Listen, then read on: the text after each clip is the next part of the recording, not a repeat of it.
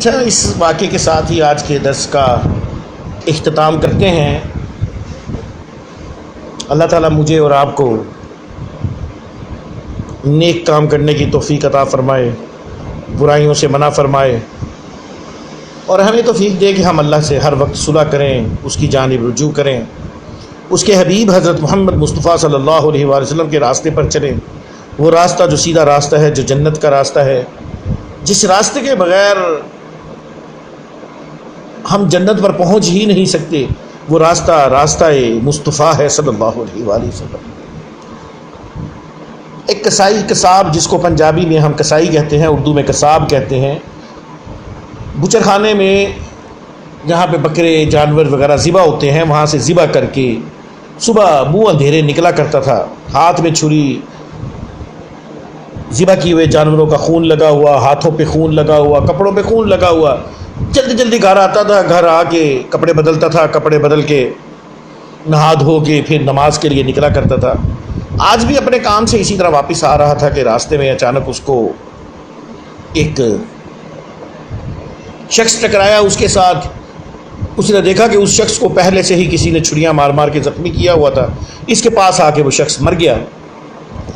علاقے کے لوگوں نے اسے دیکھا، اس کے ہاتھوں کو خون لگا ہوا ہے، چھری ہے، مشہور ہو گیا اس نے قتل کر دیا، پکڑا گیا، پولیس اس کو پکڑ کر کے لے گئی، قاضی کی عدالت میں مقدمہ چلا۔ مقدمے کے دوران آخر سارے ثبوت اس کے خلاف تھے، کوئی بھی ثبوت ایسا نہ ملا کہ جس کی وجہ سے یہ پتہ چل سکتا، کیونکہ یہ وہ دور تو تھا نہیں کہ خون کا ٹیسٹ ہوگا، یہ خون کس کا ہے، چھری کہاں سے لگی ہے، یہی چھری لگی ہے کہ کوئی اور لگی ہے۔ لہذا موقع کے اوپر یہ پکڑا گیا، لہذا موقع کی مناسبت کو دیکھتے ہوئے قاضی نے اس کو قتل کرنے کی سزا دے دی۔ جب جلاد اس کو قتل کرنے کے لیے لے جا رہا تھا تو اس کی آنکھوں میں آنسو آ گئے، تو جلاد نے کہا کہ پہلے یہ سوچنا چاہیے تھا، اب رونے کا کیا فائدہ، اب تم نے قتل کیا ہے، تمہیں یہ سزا ملنی چاہیے۔ کہتا نہیں، میں تو اس لیے رو رہا ہوں، میری آنکھوں میں آنسو تو اس لیے آ رہے ہیں کہ جو قتل نہیں کیا اس کی سزا نہیں ملی، مجھے تو کسی اور جرم کی سزا ملی۔ آج مجھے یقین ہو گیا کہ خدا تعالیٰ کی لاٹھی بے آواز ہے، اور وہ جب عدل کرتا ہے تو پھر وہ لحاظ کسی کا نہیں کرتا۔ اللہ تعالیٰ کی بارگاہ میں دعا کیا کرے، یا اللہ ہمیں عدل نہیں، انصاف نہیں، ہم پر اپنا فضل رکھ، اپنی رحمت رکھ، کیونکہ اس کی رحمت کے صدقے ہی ہم نے بخشے جانا ہے، اس کا فضل ہی ہمارے کام آئے گا، اس کے حبیب حضرت محمد مصطفیٰ صلی اللہ علیہ وآلہ وسلم کا وسیلہ کام آئے گا، انشاءاللہ آپ کی شفاعت کام آئے گی۔ تو مجھے کسی اور جرم کی سزا مل رہی ہے۔ اچھا، کیا جرم کیا تم نے؟ دراصل جب میں 20 سال کا نوجوان تھا، آج سے 20 سال پرانی بات ہے، میری کشتی میں ایک ماں اور ایک بیٹی بیٹھی، بیٹی بہت خوبصورت تھی، اس کے حجاب کے اندر سے بھی محسوس ہو رہا تھا کہ یہ بڑی خوبصورت ہے۔ تو میں نے اس کی ماں سے کہا کہ مجھے اپنی بیٹی سے بدفعلی کرنے دو۔ اس نے کہا شرم کرو، تم مسلمان ہو، جوان ہو، جائز طریقے کے ساتھ کام کرو، تم ہمارے گھر آؤ، اس بیٹی کا رشتہ مانگو، نکاح کے لیے پیغام لے کے آؤ، اپنے رشتہ داروں کو لاؤ، اپنے گھر والوں کو لاؤ، وہ ہاں کر دیں گے، ہم خوشی خوشی اس بچی کو نکاح کر کے تمہیں دے دیں گے۔ خیر وہ مان گیا، سمجھ گیا۔ اس عورت نے، بزرگ عورت نے بات ہی بڑی پیاری کی تھی۔ آج لوگ شادی کو دیر سے دیر کرتے جا رہے ہیں، زنا کو عام کرتے جا رہے ہیں۔ شادی کو آسان بنا دیجئے، جہیز کی لعنت کو ختم کیجئے، شادی آسان کر دیجئے۔ شادی آسان ہوگی تو دوستو زنا ختم ہو جائے گا۔ زنا گناہ کبیرہ کے اندر آتا ہے۔ خیر اللہ تعالیٰ اس نوجوان نے کہا کہ اللہ نے مجھے کسی اور جرم کی سزا دی ہے۔ میں اس عورت کے گھر، اس لڑکی کے گھر، اس کے باپ کے پاس نکاح کے لیے گیا تو اس کے باپ نے مجھ سے سوال کیا کہ نمازیں پڑھتے ہو؟ میں نے کہا جی کبھی پڑھتا ہوں، کبھی چھوڑ دیتا ہوں، قرآن کسی دن کھول لیتا ہوں، کسی دن نہیں کھولتا۔ تو اس کے باپ نے کہا کہ جو اللہ کا حکم پورا نہیں کرتا وہ میری بیٹی کو کیا خوش رکھے گا، لہذا اس کے باپ نے انکار کر دیا۔ یہ وہ بڑا پیارا دور تھا جب لوگ اپنے بچوں کا رشتہ، اپنی بچیوں کا رشتہ نیکی کے اوپر کیا کرتے تھے۔ آج کے دور میں نہیں، گھر ہے، کاروبار کتنا ہے، بینک بیلنس کتنا ہے، گاڑیاں کتنی ہیں۔ آج کل تو مجھے اچھی طرح سے یاد ہے، مولوی ذوالفقار صاحب محدث اعظم پاکستان مولانا سردار احمد صاحب کے داماد ہیں، محدث اعظم پاکستان مولانا سردار احمد صاحب نے مولوی صاحب کو وضو کرتے ہوئے دیکھا، اور اس وضو کی وجہ سے انہوں نے اپنی بیٹی کی شادی ان سے کر دی۔ اتنا خوبصورت وہ وضو کرتے تھے، مکمل وضو کرتے تھے۔ اور آج دیکھیے ہم لوگ پوچھتے ہیں ہاں بھئی اس کا بوائے کٹ کیسا ہے، داڑھی کو دیکھتے ہی نہیں، داڑھی کی کوئی اہمیت ہی نہیں، نماز کے بارے میں پوچھتے ہی نہیں، قرآن کے بارے میں پوچھتے ہی نہیں۔ اللہ تعالیٰ ہمیں معاف فرما دے۔ اللہ کرے کہ وہ دور واپس آ جائے کہ ہم اپنے بچے اور بچیوں کی شادیاں اسلام کے مطابق کریں، دنیا کے مطابق نہ کریں، ہندوؤں کے، عیسائیوں کے، یہودیوں کے اوپر چلتے ہوئے نہ کریں۔ اپنے آقا اور مولا محمد مصطفیٰ صلی اللہ علیہ وآلہ وسلم کی سنت کو، یعنی نکاح آپ کی سنت ہے، اس کو زندہ کریں اور نکاح کو آسان سے آسان بنا دیں۔ خیر کہتا میں نے نکاح کو انکار ہو گیا، چلا گیا۔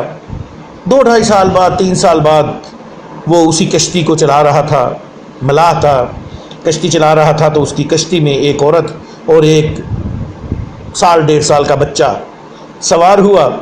کشتی جب دریا کے سینٹر میں پہنچی، درمیان میں پہنچی، تو تیز ہوا کا جھونکا، دریاؤں میں اکثر تیز ہوا کے جھونکے آتے ہیں، بڑی تیز تیز ہوائیں چلتی ہیں، تو اس لڑکی کا نقاب تھوڑا سا ہل گیا، حجاب میں تھی۔ آج تو ہماری مائیں بہنوں نے حجاب کرنا ہی چھوڑ دیا ہے، خیر حجاب میں تھی۔ اللہ کرے کہ ہماری مائیں بہنیں بھی حجاب کیا کریں۔ حجاب تھوڑا سا ہلا تو اس نے پہچان لیا یہ تو وہی لڑکی ہے جس کے لیے میں نے رشتہ مانگا تھا۔ شیطان اس پر غالب آ گیا، نفس غالب آ گیا، اس کے اندر درندگی آ گئی، درندہ بن گیا، اس کا بچہ پکڑ لیا۔ ماں تھی، تڑپ گئی، مچل گئی، کہتا ہے میرے ساتھ بدفعلی کرو، میرے ساتھ گناہ کرو، یہاں کوئی نہیں دیکھ رہا۔ اس نے کہا خدا تو دیکھ رہا ہے، لیکن اس کے اوپر کسی بات کا اثر نہیں ہو رہا تھا۔ اس نے اس کے بچے کو ٹانگوں سے پکڑا، دریا میں غوطے دینے شروع کر دیے کہ میرے ساتھ بدفعلی کرو۔ دریا میں غوطے زیادہ ہوتے گئے، وہ بچہ اس کے ہاتھوں میں ہی دم توڑ گیا، مر گیا۔ اب جب بچہ مر گیا تو اس نے بچے کو دریا میں پھینک دیا۔ ماں تھی، ماں تڑپ اٹھی، ماں کو بھی پکڑ لیا اس نے، لیکن ماں نے ہمت کر کے اس سے چھڑایا اور ماں نے بھی دریا میں چھلانگ مار دی۔ اس کے دل میں آیا اگر یہ یہاں سے نکل گئی زندہ تو یہ جا کر مجھے اوپر قتل کا الزام لگا دے گی، قتل کا الزام لگا دے گی، اور جو ہی میرے اوپر قتل کا الزام لگے گا تو مجھے تو قتل کی سزا دی جائے گی۔ لہذا یہ دریا میں اترا اور اس نے اس عورت کو بھی غوطے دے دے کے مار دیا، اور اس کے بعد اس نے یہ کام چھوڑ دیا اور ہمیشہ کے لیے اس کام کو خیر آباد کہہ دیا، اب کسائی کا کام شروع کر دیا۔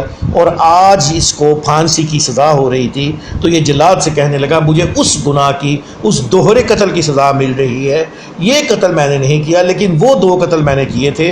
تو جب انسان گناہ کرتا ہے اور وہ توبہ نہیں کرتا تو اس کی سزا اسے دنیا میں بھی ملتی ہے اور آخرت میں بھی ملے گی۔ ہاں البتہ اگر وہ توبہ کر لیتا ہے تو پھر اللہ تعالیٰ معاف کرنے والا ہے، اللہ تعالیٰ معاف کر دے۔ اللہ تعالیٰ کی بارگاہ میں دعا کیا کرے کہ اللہ ہمیں معاف کر دے، یہ نہ دعا کیا کرے کہ اللہ ہم پر ہمیں عدل دے دے، بلکہ کہا کرے اللہ ہم پر رحم فرما دے۔ توبہ کریں، اللہ سے صلح کریں، یہ سب سے بڑی دولت ہے، اس دولت سے بڑی کوئی دولت نہیں ہے۔ میاں محمد بخش صاحب فرما گے عدل کریں تا تھر تھر کمبن اچیاں شانہ والے، عدل کریں تا تھر تھر کمبن اچیاں شانہ والے، فضل کریں تا بخشے جاون میں جے منہ کالے۔ اللہ تعالیٰ کی بارگاہ میں عاجزی کے ساتھ، انکساری کے ساتھ دعا ہے اللہ مجھے اور آپ کو سمجھ نصیب فرمائے، دین مبین پر چلنے کی توفیق عطا فرمائے، اور اپنے فضل اور رحمت کی برکتیں نصیب فرما دے۔